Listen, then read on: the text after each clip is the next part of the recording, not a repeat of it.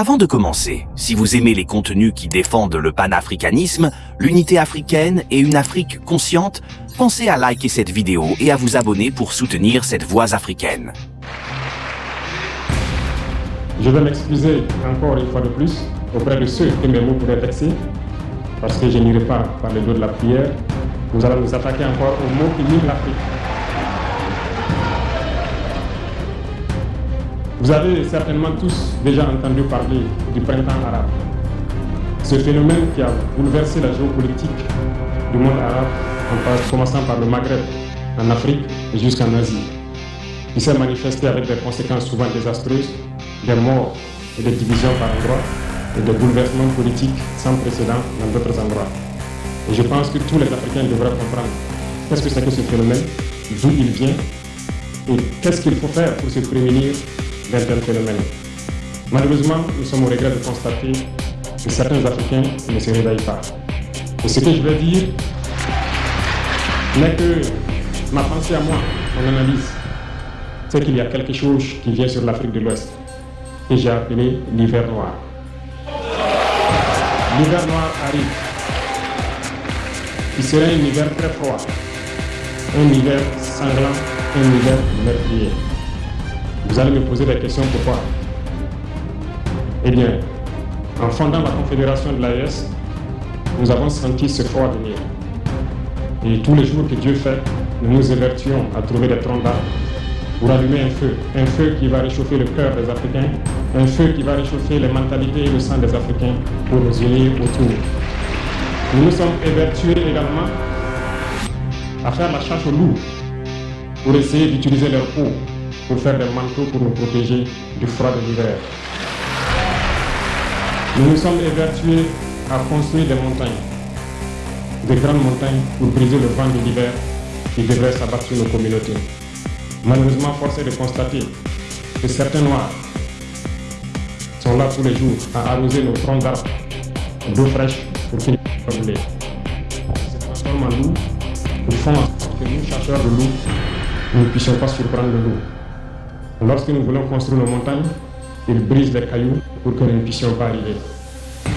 Pourtant, l'hiver arrive. Et quand l'hiver arrive, devrions-nous permettre à ceux-là qui combattent de protéger avec nos manteaux qu'on a confectionnés, avec les montagnes qu'on a construites pour nous protéger des vents, ou encore se réchauffer avec nous autour du feu? Telle est la question qu'il faut qu'on se pose. Qu'adviendra-t-il donc du panafricanisme quand l'hiver viendra? L'hiver viendra parce que la guerre se transporte en Afrique de l'Ouest. Les impérialistes font tout pour mettre l'Afrique de l'Ouest à feu et sang. Mais du sommet de l'État jusqu'à certaines populations, soit nous faisons semblant de ne pas voir venir le danger, ou bien nous sommes nous-mêmes complices de ce qui va arriver. Le chaos pourrait s'installer. Je dis bien pourrait s'installer. Beaucoup de gens pourraient mourir. Nous allons nous entretuer d'une manière tellement atroce. Et pendant ce temps, ils seraient là à piller nos richesses, à imposer leur volonté. Et ceux qui vont survivre de cette tragédie n'auront que deux choix. Soit s'unir pour toujours contre l'impérialisme, ou se résoudre jusqu'à disparaître. Il faut donc prémunir de l'hiver noir qui vient. Nous ne pouvons pas comprendre que les Noirs en Afrique de l'Ouest ici prient Dieu que les terroristes tuent les populations noires. Nous ne pouvons pas comprendre que des chefs d'État lâches se cachent derrière des médias, soi-disant médias, pour décourager, insulter, activer la haine entre les populations. Des individus qui sont sur leur plateau, qui tous les jours du matin au soir crachent leur venin toxique pour attirer la haine entre les communautés. Ils sont généralement très vilains. Avec leur gueule de misareille, ils ne savent que faire cela. Regardez, ils sont là avec des yeux de drosophiles sauvages. Tous les jours, c'est cracher du venin.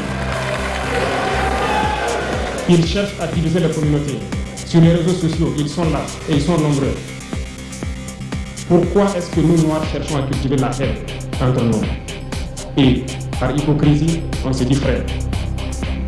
Il faut que nous puissions nous dire la vérité de manière très crue, quitte à ce que ça vexe, on va s'excuser, mais il faut que nous nous réveillons. Pourquoi est-ce que le noir est comme ça? Pourquoi est-ce que nous ne pouvons pas voir le danger venir, nous unir et nous prévenir? Pourquoi est-ce qu'il faut que par le comportement, nous allions affronter ces dangers qui risquent de nous décimer? Mais d'autres ont fermé les oreilles, ils font semblant de ne pas entendre la politique de l'Autriche. Des peuples se complaisent dans la colonisation. Ils aiment cette domination. À peine s'ils n'appellent pas les impérialistes, venez nous coloniser, nous aimons être vos esclaves. Nous posons souvent des questions lorsqu'on voit les réactions. Ces pseudo-intellectuels décérébrés, ils sont là à longueur de journée à entamer des débats en toute indignité, en toute malhonnêteté, comme s'ils ne voient pas la réalité des exemples qui se présentent à nous. Il y a plein d'exemples. Lorsque la démocratie fait certaines choses contraires aux règles même qu'elle s'est fixées, ils ferment les yeux là-dessus. Mais ils sont prompts à nous appeler jeunes ou putschistes. Mais soyez sûrs d'une chose, nous sommes unis et nous resterons unis. Et nous devons ouvrir les yeux. L'AES va évoluer. Tout n'est pas forcément rose. Tout ne peut pas aller au rythme que nous souhaitons. Mais nous avançons sereinement et nous allons arriver à notre objectif. Et quand viendra l'hiver, si il faille que nous passions par l'hiver pour être libres, pour être unis, nous prions Dieu qu'il en soit ainsi et qu'il protège nos populations. Sinon, une chose est sûre, l'AES vaincra, l'AES grandira. Restez sereins parce que nous avons confiance en nos populations. Nous avons confiance en vous pour que vous compreniez qu'aucune manipulation ne peut aujourd'hui nous diviser entre nous. Aucune manipulation ne peut nous amener à haïr notre personne. Aucune manipulation ne doit nous amener à riposter d'une manière violente physique face à ces individus qui n'ont absolument rien compris.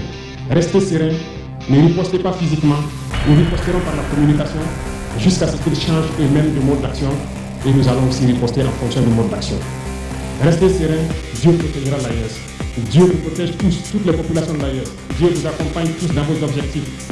Et Dieu est si juste se bat pour ceux qui se battent. Nous nous battons, nous sommes une population résiliente, la plus résiliente de la sous-région. Personne n'aurait cru que vous pouvez supporter ce que vous êtes en train de vivre.